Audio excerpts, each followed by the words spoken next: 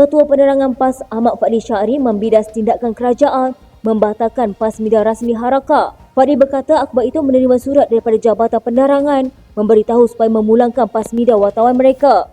Menurutnya, PAS menerima teguran Perdana Menteri Datuk Seri Anwar Ibrahim terhadap Harakah. Katanya Harakah telah menerima surat daripada Jabatan Penerangan diambil balik kad media daripada wartawan Harakah. Satu tindakan yang tidak pernah akhbar Harakah alami sejak daripada zaman Mahazalim tidak pernah diambil kad media.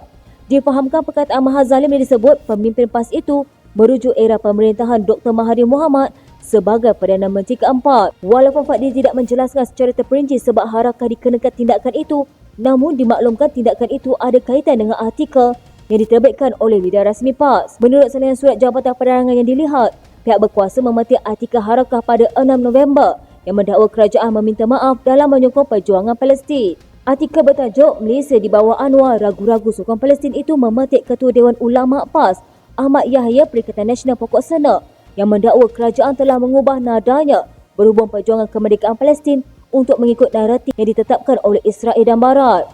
Harakah juga telah menerbitkan satu set gambar untuk mengiringi artikel itu yang memaparkan Perdana Menteri Datuk Seri Anwar Ibrahim dengan bendera Israel di belakangnya, manakala foto Ahmad mempunyai bendera Palestin di sisinya.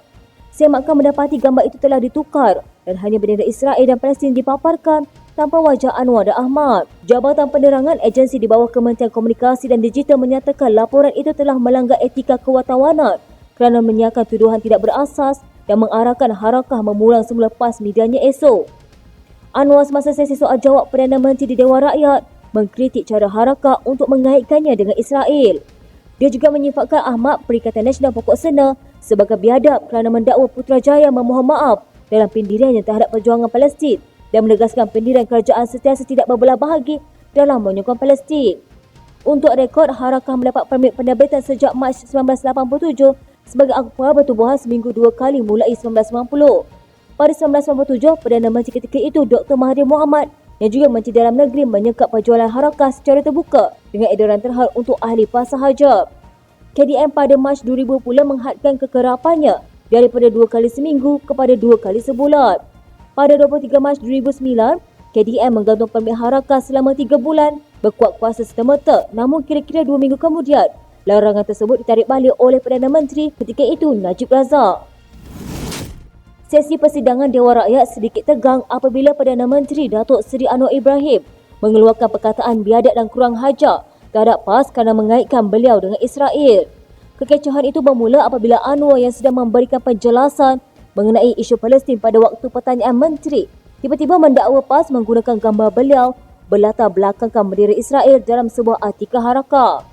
Katanya, dengar ya supaya Dewan Rakyat Ulama PAS gunakan Harakah mengaitkan saya dengan Israel. Itu kenyataan biadab yang langgar tata susila. Fitnah guna serban tak sah, saya bantah sekeras-kerasnya. Kalau diulang, saya akan ambil tindakan keras terhadap sesiapa yang menggunakannya.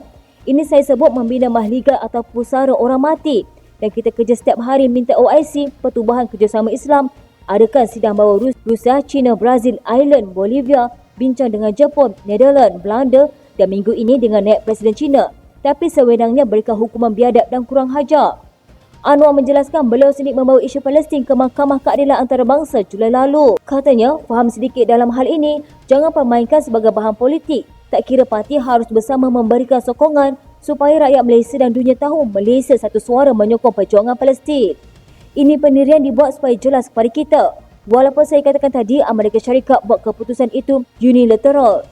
Tapi kenyataan kita tidak setuju dan keduanya tidak memberi kesan. Saya sudah beritahu tidak akan terima bila ada ugutan termasuk ini. Serentak itu, Datuk Seri Dr. Ronan Kiande, Perikatan Nasional Beluran dan Datuk Rosul Wahid, Perikatan Nasional Hulu Terengganu mempertikaikan penggunaan perkataan biadab dalam Dewan Rakyat.